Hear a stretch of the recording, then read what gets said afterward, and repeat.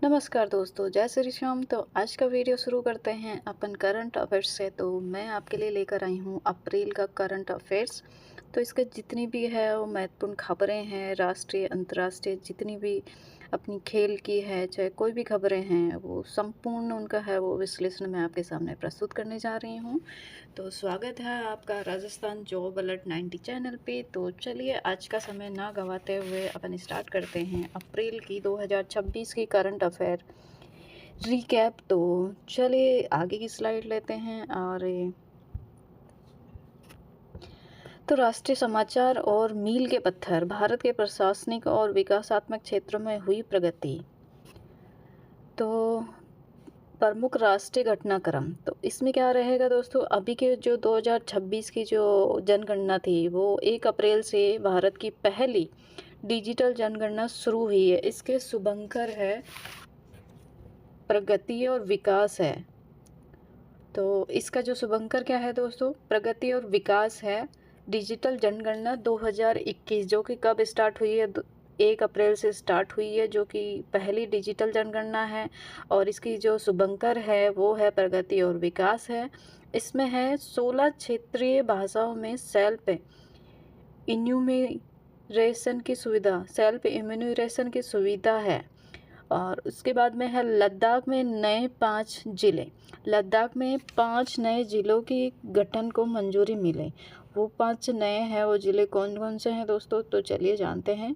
पहला है नुब्रा, दूसरा है शाम, और तीसरा है चांगथांग, और चौथा है जास्कर, और पांचवा है द्रास। अब लद्दाख में कुल ज़िलों की संख्या बढ़कर 7 हो गई है। तो लद्दाख में नए ज़िले कितने ऐड हुए हैं दोस्तों, वो हुए हैं 5। तो एक बार आपको मैं नाम है दोबारा रिपीट करवा देती हूँ। तो 5 नए ज़िलों को मंजूरी मिली है, वो कुछ इस प्रकार हैं: नुब्रा, शाम, चांगथांग, जास्कर और द्रास। तो ये 5 नए ज़िले हैं जो कि ऐड हुए हैं, और अब है ज़िलों की संख्या बढ़कर हो गई है 7। और दूसरी न्यूज़ है water neutral railway depot. Ahmedabad का कांकरिया कोचिंग डिपो भारत का पहला वाटर न्यूट्रल डिपो बना है। फाइटोरेमेडिसन तकनीक से यहाँ रोज 1.60 लाख लीटर पानी बचाया जा रहा है। तो ये इसकी खास बात है रोज दोस्तों कि इस तकनीक से है यहाँ रोज है, मतलब 1.60 लाख लीटर पानी बचाया जा रहा है। और अहमदाबाद का कांकड़िया है कोचिंग डिपो भारत का पहला वाटर न्यूट्रल डिपो बना है। तो इसी के साथ में आगे की स्लाइड लेते हैं। और भारत का 99वां रामसर स्थल कौन सा है, चलिए देखते हैं। उत्तर प्रदेश के अलीगढ़ में स्थित शेखा झील पक्षी अभयारण्य को आधिकारिक तौर पर अंतर्राष्ट्रीय महत्व के वेटलैंड रामसर साइट के रूप में मान्यता दी गई है।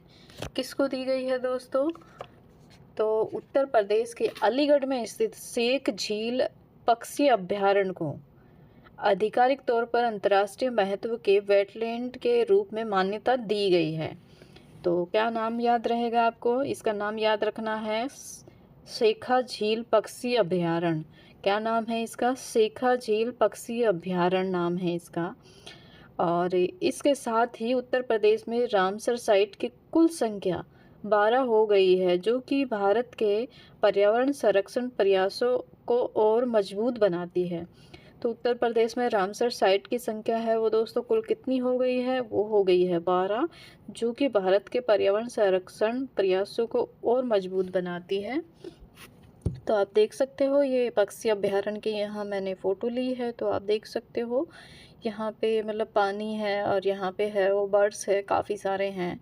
तो इनकी संख्या है वो बढ़ के 12 हो गई है। तो चलिए आगे की स्लाइड लेते हैं अपन। तो आगे की स्लाइड रहेगी अपनी शासन और महत्वपूर्ण नियुक्तियाँ, यानी सैन्य और नागरिक प्रशासन में हुए बड़े नेतृत्व परिवर्तन। तो इसके अपन देखते हैं अप्रैल 2026 की प्रमुख नियुक्तियाँ, जो कि इस प्रकार हैं। नाम, एक तरफ नाम है अपने और दूसरी तरफ है पद और उनकी भूमिका। तो लेफ्टिनेंट जनरल धीरज सेठ भारतीय सेना के नए उप प्रमुख। तो लेफ्टिनेंट जनरल है वो धीरज सेठ भारत सेना के नए उप प्रमुख वाइस चीफ रहेंगे। अश्वनी भिड़े, क्या नाम है? अश्वनी भिड़े ये है अपनी बीएमसी की पहली महिला कमिश्नर मुंबई में। कहाँ की है ये? मुंबई में है। इसका क्या नाम रहेगा? अश्वनी भिड़े। और तीसरा है रोमन गोफमैन, ये है मोसाद इज़राइल के नए प्रमुख है। मोसाद इज़राइल के नए प्रमुख कौन है? Roman Goffman. और चौथा है मेनका गुरुस्वामी। कौन सा है? मेनका गुरुस्वामी, भारत की पहली ओपनली क्वीर संसद सदस्य एमपी की। मेनका गोस्वामी कौन है दोस्तों? मेनका गुरुस्वामी कौन है? भारत की पहली ओपनली क्वीर संसद सदस्य, कहाँ की? एमपी की। और पांचवा है हरिवंश नारायण सिंह राज्यसभा के उपसभापति डिप्टी चेयरमैन है। हरिवंश नारायण सिंह कौन है? राज्यसभा के उपसभापति यानी डिप्टी चेयरमैन। तो चलिए दोस्तों अगली स्लाइड पे चलते हैं अपन। तो अगली जो अपना रहेगा वो अंतर्राष्ट्रीय घटनाक्रम और वैश्विक संकट, यूएन वीटो और महत्वपूर्ण विदेशी कानून। तो इसकी अगली स्लाइड देखते हैं, इसमें अपन क्या पढ़ेंगे। तो इसमें अपन पढ़ेंगे वैश्विक विधायी प्रवृत्तियाँ। तो इसमें है हॉर्मुज जलडमरू मध्य संकट। रूस और चीन ने हॉर्मुज जलडमरू मध्य को फिर से खोलने के यूएनए के प्रस्ताव पर वीटो कर दिया। अमेरिका ईरान तनाव के कारण वैश्विक तेल व्यापार प्रभावित हुआ है। तो इसके कारण अमेरिका ईरान तनाव के कारण दोस्तों वैश्विक तेल व्यापार है वो प्रभावित हुआ है। और अगली जो न्यूज है अपनी, वैश्विक स्वास्थ्य और टेक कानून। कौन सा? टेक कानून। यूके तंबाकू और वेप्स विधेयक पारित किया ताकि आने वाली पीढ़ी को पूरी तरह धूम्रपान मुक्त बनाया जा सके। तुर्की 15 साल से कम उम्र के बच्चों के लिए सख्त आयु सत्यापन के साथ सोशल मीडिया पर प्रतिबंध लगाया गया। तो दोस्तों तुर्की ने है वो 15 साल से कम उम्र के बच्चों के लिए है वो सख्त सत्यापन के साथ सोशल मीडिया पर प्रतिबंध लगा दिया है। तो अपने ऐसा इंडिया में कब होगा? और आजकल ज़्यादातर है वो अपने 15 साल के बच्चे हैं वो मोबाइल फ़ोन में डूबे रहते हैं। तो अपने इंडिया में भी ऐसा कुछ होना चाहिए। तो अगली स्लाइड पे चलते हैं दोस्तों। तो अपनी अगली स्लाइड है खाद्य की कीमतों में वैश्विक उछाल है। तो क्या उछाल रहा है दोस्तों? देखिए दिसंबर से लेकर अप्रैल तक, दिसंबर 2025 से लेकर अप्रैल 2026 तक। तो इसमें 46%, दिसंबर 2025, जनवरी 2026, फरवरी 2026, मार्च 2026 और अप्रैल 2026 में पहुंच के यहाँ तक पहुंच गया है। कितना? दिसंबर 2025 से अप्रैल 2026 के बीच वैश्विक उर्वरक कीमतों में 46% यानी 46% की वृद्धि हुई है, जो आप ऊपर देख सकते हो स्लाइड में, जिससे भारत की सब्सिडी बोझ 80% तक बढ़ गया है। तो जिससे भारत की सब्सिडी बोझ से दोस्तों कितना बढ़ गया है? 80% यानी 80%। तो ये कुछ इस प्रकार थी अपनी स्लाइड। और आगे चलते हैं। तो आगे अपना ही है वो स्लाइड, मतलब किस टॉपिक पे रहने वाली है, वो है खेल और पुरस्कार, मैदान और वैश्विक मंचों पर भारत और दुनिया की उपलब्धियाँ। तो देखते हैं इसके अंदर क्या क्या है। खेल जगत की झलकियाँ, तो झांकियाँ होना चाहिए था यहाँ पे वैसे तो। खेल जगत की झलकियाँ, तो यहाँ पे मैंने स्लाइड को ट्राई किया था पर नेटवर्क प्रॉब्लम की वजह से ये स्लाइड है वो मतलब ओपन नहीं हो पा रही है। तो चलिए देखते हैं खेल जगत की। तो IPL 2026 सनराइज हैदराबाद SRH ने अब 2 अप्रैल को KKR को हराकर शुरुआती बढ़त मजबूत की।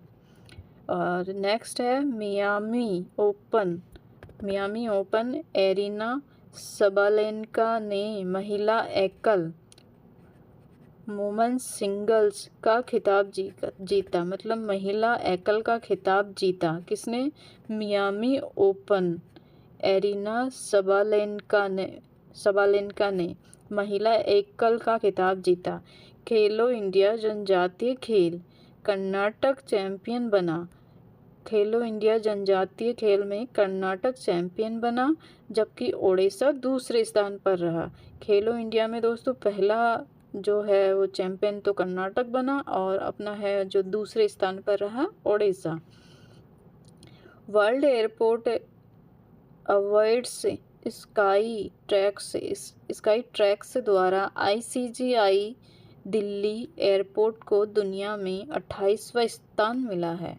तो दोस्तों वर्ल्ड एयरपोर्ट अवार्ड्स में स्काई ट्रैक्स द्वारा ICGI द्वारा दिल्ली एयरपोर्ट को दुनिया में 28वां स्थान, मतलब 28वां स्थान मिला है। तो ये स्लाइड कुछ अपनी इस प्रकार थी। आगे चलते हैं।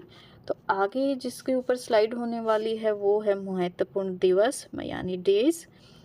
तो अप्रैल के मुख्य दिवस 7 अप्रैल को है 7 अप्रैल को है विश्व स्वास्थ्य दिवस के रूप में मनाया जाता है 7 अप्रैल को।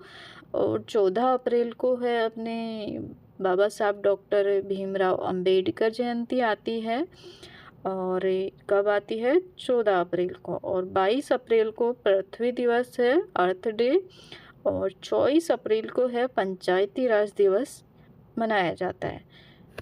तो यहाँ पे आप देख सकते हो कि महत्वपूर्ण दिवस है वो अपने 4 हैं। एक तो है 7 अप्रैल को विश्व स्वास्थ्य दिवस, 14 अप्रैल को अंबेडकर जयंती, और 22 अप्रैल को पृथ्वी दिवस, अर्थ डे, और 24 अप्रैल को है पंचायती राज दिवस। कौन कौन से दिन हैं? तो एक तो है अपना 7 अप्रैल, और फिर है 14 अप्रैल, फिर है 22 अप्रैल, फिर है 24 अप्रैल। तो 7 को रहेगा अपना विश्व स्वास्थ्य दिवस, 14 को रहेगा अंबेडकर जयंती, 22 को रहेगा अर्थ डे पृथ्वी दिवस यानी, और 24 अप्रैल को रहेगा पंचायती राज दिवस। तो ये अपने अप्रैल की है दोस्त, अपने पास ये मैंने करंट की है मैगजीन से आपके लिए, मतलब स्लाइड है वो मैं लेकर आई हूँ ताकि आपके लिए ये हेल्पफुल हो। एक एक महीने की स्लाइड अपन पढ़ते रहेंगे तो एकदम से अपने मतलब बर्डन नहीं आएगा, बहुत सारा एक साथ नहीं पढ़ना पड़ेगा। तो मैं रोज़ है आपके लिए है वो करंट से और जीके से रिलेटेड है वीडियो मैं आपके लिए लाती रहूँगी। और आप लोगों का साथ और प्यार है वो दोस्तों ऐसे ही बनाए रखिएगा। और मेरी वीडियो को ज़्यादा से ज़्यादा लाइक कीजिए, शेयर कीजिए एंड कमेंट कीजिए। और ये आगे है इसमें कुछ ऐड ऑन करना है या फिर किस टॉपिक पे मुझे वीडियो बनानी है, कौन सा टॉपिक है वो आगे समझना है, इसके ऊपर भी आप मुझे अपनी राय दे सकते हो। तो नमस्कार, जय श्री श्याम।